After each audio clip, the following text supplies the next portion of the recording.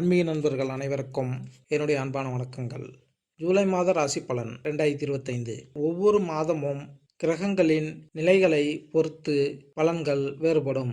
அந்த வகையில் 2025ஆம் ஆண்டின் 7வது மாதமான ஜூலை மாதத்தில் நிகழும் கிரக பயிற்சிகளால் பல மங்களகரமான யோகங்கள் உருவாக உள்ளன.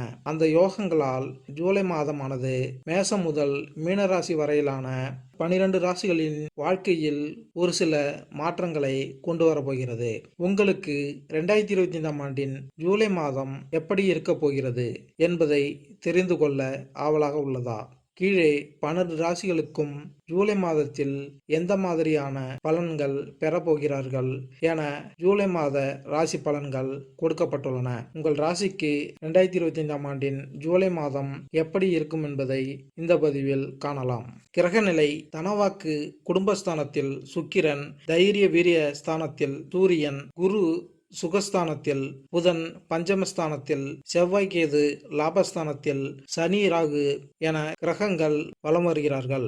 2/7/2025 அன்று லாபஸ்தானத்தில் சனி வக்கரமாகிறார். 3/7/2025 அன்று சுகஸ்தானத்தில் புதன் வக்கரமாகிறார். 17/7/2025 அன்று தைரிய வீரியஸ்தானத்தில் இருந்து சூரியன் சுகஸ்தானத்திற்கு மாறுகிறார். 17/7/2025 அன்று புதன் பகவான் சுகஸ்தானத்திலிருந்து தைரிய வீரிய ஸ்தானத்திற்கு மாறுகிறார். 26/7/2025 அன்று தனவாக்கு குடும்பஸ்தானத்திலிருந்து சுக்கிரன் தைரிய வீரிய ஸ்தானத்தில் மாறுகிறார். 29/7/2025 அன்று பஞ்சமஸ்தானத்திலிருந்து செவ்வாய் ரணருண ரோக ஸ்தானத்திற்கு மாறுகிறார். ரிஷபராசி: கார்த்திகை 2, 3, 4ஆம் பாதங்கள், ரோகிணி நட்சத்திரம், மிருகசீரிஷம் 1, 2ஆம் பாதங்கள். இந்த மாதம் ராசிநாதன் சுக்கிரன் ராசியில் ஆட்சியாக இருக்கிறார். தடைப்பட்ட பயணம் கைக்கு கிடைக்கும். எதிலும் தயக்கமோ பயமோ இல்லாமல் ஈடுபட்டு வெற்றி காண்பீர்கள். அவசர முடிவுகளை எடுப்பதை தவிர்ப்பது நல்லது. விரும்பாத ஆசைகள் உண்டாகலாம். வீடு, மனை, நிலம், வாகனம் போன்ற சொத்துக்களில் எடுக்கும் முயற்சிகள் வெற்றி கிடைக்கும்.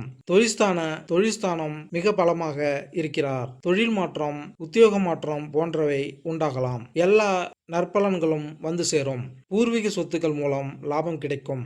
தர்ம காரியங்களில் நாட்டம் அதிகரிக்கும். வியாபாரம் செய்பவர்கள் சற்று கவனமாக இருப்பது நல்லது. உத்தியோகத்தில் இருப்பவர்களுக்கு பதவி உயர்வு தாமதப்படலாம். வெளிநாடு செல்வதில் எதிர்பாராத சிக்கல் ஏற்படலாம். கவனம் தேவை. எதிர்பாலினத்தாரிடம் பழகும் போது எச்சரிக்கை அவசியம். கணவன் மனைவிக்கிடையே அடிக்கடி வாக்குவாதங்கள் உண்டாகலாம். அரசியல்வாதிகள் அடுத்தவர் பிரச்சனைகளில் தலையிடுவதை தவிர்ப்பது நல்லது. கடன் கொடுப்பது, பைனான்ஸ் போன்றவற்றில் மிகவும் கவனமாக இருப்பது நல்லது.